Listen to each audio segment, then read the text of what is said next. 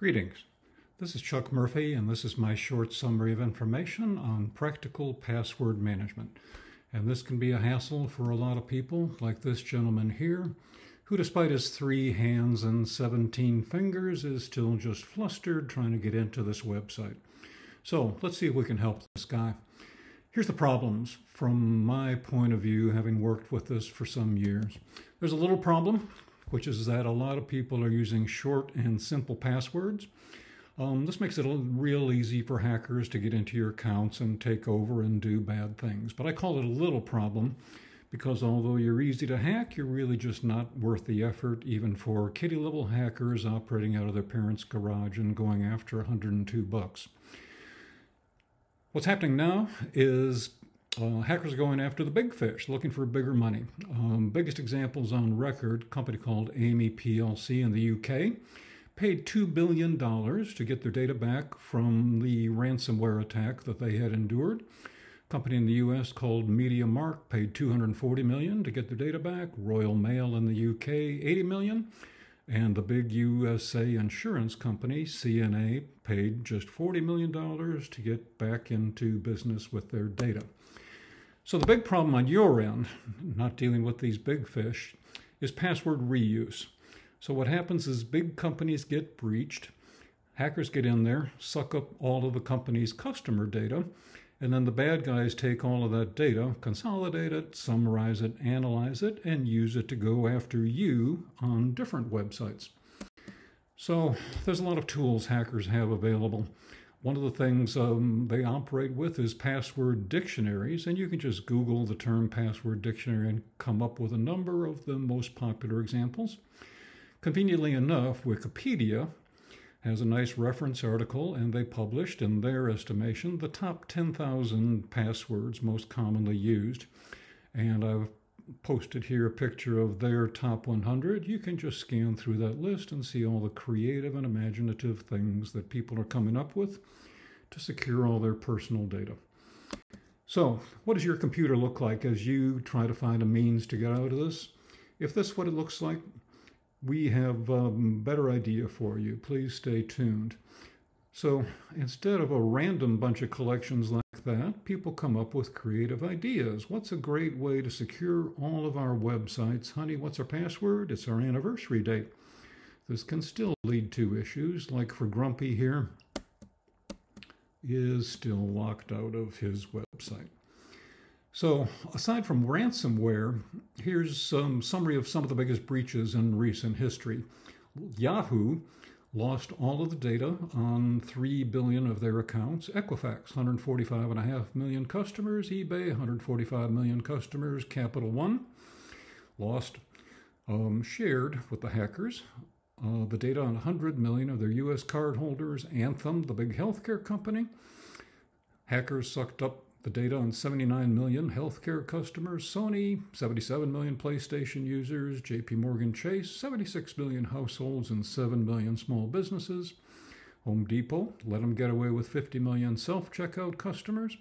And Target lost track of the data for 40 million credit and debit card holders. The bad guys put this all together, some industrious hacker, so that hackers didn't have to go after each one of these little individual hacks, did the world of hacking a favor and put together Moab, the mother of all breaches, consolidated a whole bunch of stuff into one vast treasure trove of 26 billion records, putting it all conveniently in one place. So if you'd like to check and see if you were part of that, here's a link for you. There's a link checker site right there on the screen, cybernews.com/personal-data-leak-check. If you're brave, go ahead, put in your email address and find out. Give it a try, because if you reuse passwords, you can find out whether or not you're famous. I use 2 different ways to get around this. One of them, and I am totally conscious of the fact that I am not you. I have 387 credentialed accounts, and you probably do not. But still, this may apply to you depending upon your needs. There are various password manager software tools available to you. After trying various and reading a lot of reviews, I have settled on 1Password. The website's there, onepassword.com. Here's some of the features. Set it apart. Number one, it runs on all platforms, Windows and Macs, iPhones, iPads, and all Android devices. So once you get a password set up, it'll be shared across all of those. It works for websites and apps, not 100% of the time, but almost all websites and many apps, and the ones that it doesn't automatically fill in. It's just a simple copy-paste operation to put in the user ID and password that software wants. Never any need to retype it. Nice thing when you go to set it up, you don't have to go log in and create and manually enter all of the stuff for all of your accounts. Once you get the software installed and go to each new website, it will automatically capture your user ID and password, and from then on it'll fill it in the succeeding times you go there. And for sites that want your name, address, phone number, credit card number, 1Password will store that and fill it in for you. Unlike some of the competitors, for example, Dashlane, the password manager I used before, 1Password has never been hacked. Dashlane was hacked twice, and that's when I bailed and went shopping for something different.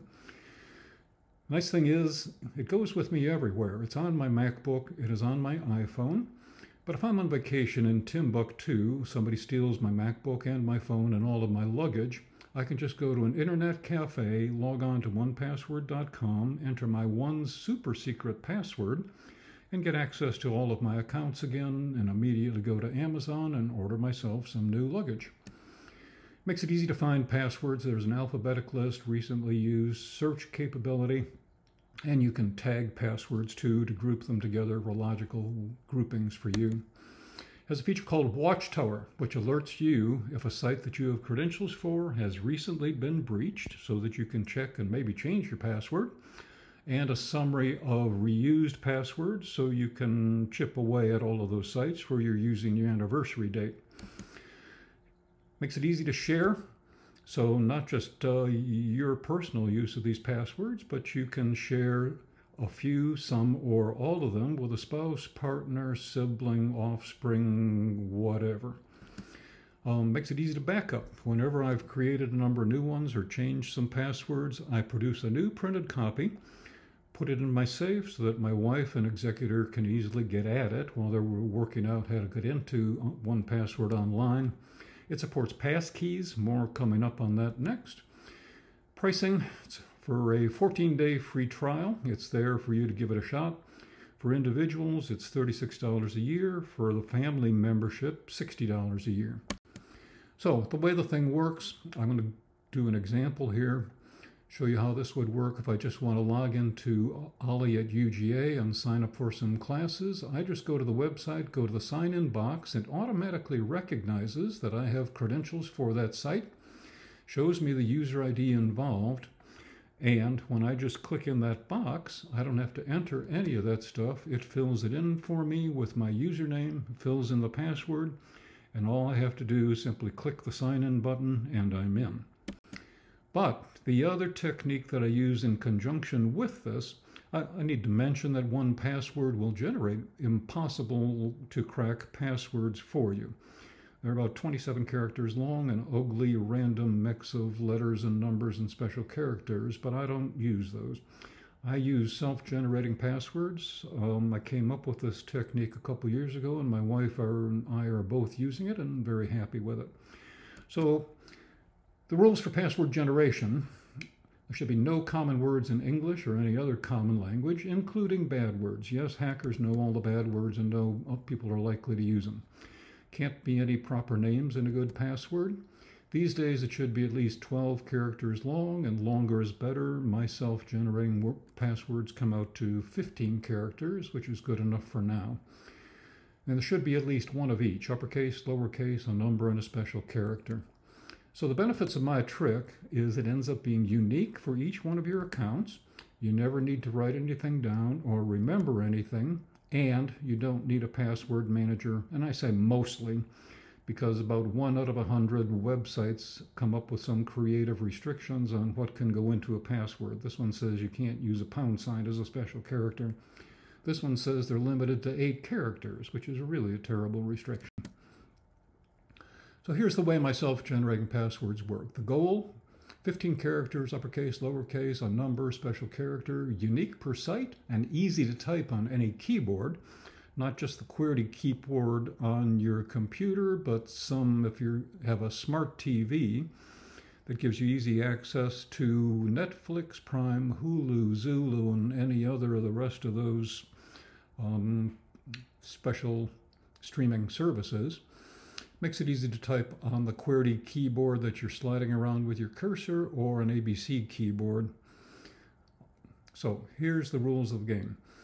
What you want to do is pick two letters for purposes of my example, two adjacent letters. For my example, I'm picking a Q and a W next to each other on the keyboard. Please don't everybody use my exact example, because when one of you gets hacked, all the rest of you are going to hack too, so come up with your own unique same two letters, but adjacent works very well. So the first thing I'm going to do is hold the Shift key, type a capital Q. Let go of the Shift key, 4 more Qs, then for the adjacent key next to that, type 5 Ws, then pick off the first 3 letters in the website, lowercase, OLL, go up to the number line, hit a digit like a number 2, hold the Shift key, hit the same key, I get an @ sign, and that yields 15 characters with just 17 keystrokes, and I never need to write anything down. All I need is the name of the website that I'm going, CVS or Sears or whatever, and I have in front of me easily generated password for that site. So what's coming in the future is passkeys to replace eventually passwords. So this is not just one company doing this. This is an industry standard, and the transition is in process. An industry consortium worked on this for years. I've been waiting for this to happen, and now it's in process. So the idea is there's no need to create or remember a password, and it's more secure than passwords, besides being easier for all of us. So some of the sites that are doing this today are Amazon, Google, Gmail, Apple iCloud, Kayak, LinkedIn, PayPal, Microsoft, TikTok, Uber, Facebook, Reddit, Home Depot, Instacart, X, and if your medical information is coming through MyChart, they've been using it for some time also, and more to come. So the way that it works, I'm just showing an Amazon login here. If I just go to Amazon.com and I'm logged out, it'll show me my email address that it's using for a user ID, and there is a password box. But instead of having to type that in myself or using 1Password to fill it in, note the red arrow there. There's a button for sign in with a passkey. If I click that button, in my world, what's going to happen is that a one-time password, 6-digit number, is going to be sent to my phone. And because I'm on a MacBook and an iPhone, it is automatically transferred and it hits the button automatically and I'm in. There's various other ways, but there's never keying or remembering a password. It's easier. I've tried it on a number of these sites, and you're going to love it when you get there.